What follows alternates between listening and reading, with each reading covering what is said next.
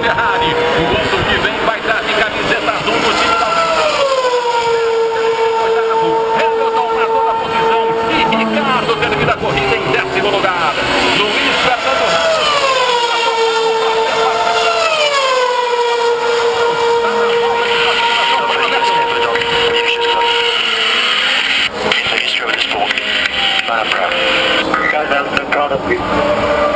I love you guys. As I said in Austin, remember this, enjoy this moment. Yes! We did! This is unbelievable. O Vettel bastante emocionado também, mas tranquilo, mas muito feliz com essa vitória, dizendo para a equipe, vamos aproveitar esse momento, é incrível, nós conseguimos, e o engenheiro dele disse, você escreveu a história do esporte, estou orgulhoso, certamente também, e o Marco Webber tira o capacete com o carro em movimento, Adnei. Olha a despedida do Marco Webber, tirando o capacete e fazendo a volta de desaceleração de rosto vento, Adnei. É, sentindo o rosto do vento. Marco Webber tira o capacete e agora pode, quero ver quem vai multá-lo. É, no rádio. Vai lá. Nice job, mate. Absolutely brilliant. I know we made it pretty difficult for you, but it's a very good drive, good racecraft, good pace. Nice job, mate. Mixture one, please. Mixture one, and use all the curves if possible. O engenheiro parabenizando ele, fez uma boa career. It's been brilliant working with you.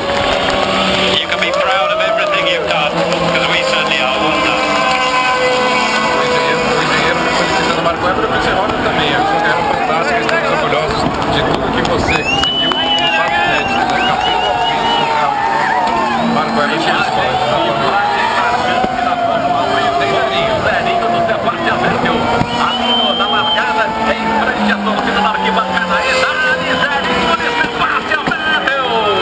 É o mais jovem tetracampeão.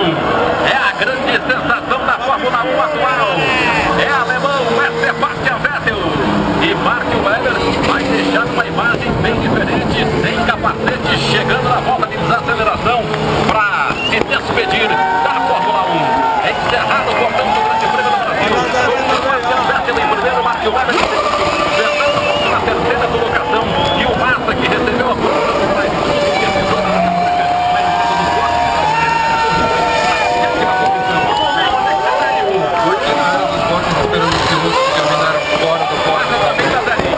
Olha, muito bonita a homenagem do Massa também. Massa também dá Zerinho, só que é um Zerinho, é um 8, né?